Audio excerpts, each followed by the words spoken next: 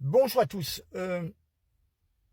Une petite vidéo comportant 3 extraits de Philippe Pasco. Vous savez, le monsieur au chapeau qui dénonçait les magouilles des politiques, c'est là depuis une dizaine d'années à peu près. Donc, voilà, le vote électronique, histoire pour Macron de se maintenir au pouvoir. Qui a donné de l'argent pour la campagne de Macron? On ne le sait toujours pas, des années après. Enfin, vous voyez, tout ce genre de manipulation et même menaces sur certaines personnes qui peuvent décéder. Il nous le dit, il a pris des précautions, ce monsieur, car il est menacé. Regardez, toujours intéressant à savoir. Merci, à très bientôt, partagez.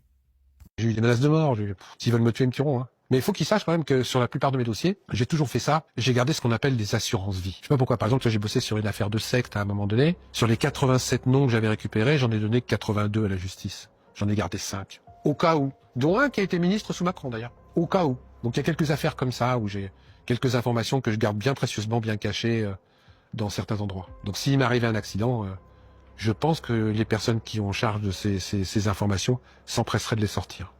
À bon entendu, salut. J'ai un monsieur que je connais bien, qui est dans la même boîte d'édition, qui fait pareil, qui s'appelle Bourki, qui est l'avocat. Lui aussi, il a prévenu qu'il n'a pas tout dit. Il faut prendre des assurances vie parce que c'est pas des gentils, ces gens-là. Faut pas rêver. Mais il faut continuer à parler, il faut continuer à dire. Parce que moins on dira, plus l'étau va se refermer. Aujourd'hui, malheureusement, la démocratie est en train de mourir parce que les gens ne s'en servent pas. D'ailleurs, on n'est plus en démocratie. Souvent, je le dis, on n'est plus en démocratie, on n'est pas encore en dictature, on est en démocrature. Et les gens s'en rendent pas compte. Parce que les gens, en plus, maintenant, sont des moujons. Moitié mouton, moitié pigeon. Il faut qu'ils s'en sortent et il faut qu'ils tapent sur la table. La force, c'est nous. Il y a un moment donné, il faut dire stop, arrêtez. Et arrêtez d'élire des élus corrompus. Moi, je suis foudrage que des Balkany, que des Guérini soient réélus, élection après élection.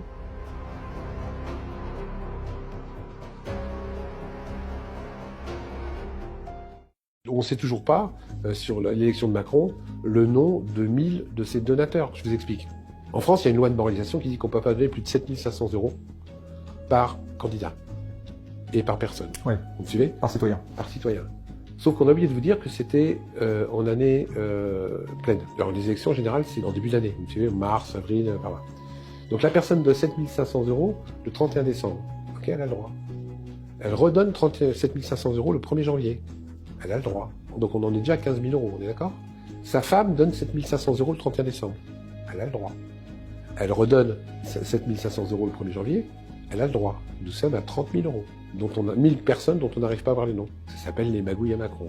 D'ailleurs, je trouve vachement bizarre que dans la validation de ses comptes aussi à lui en 2017, bizarrement, le président de la commission de validation a eu une promotion 6 mois après la validation des comptes de Macron.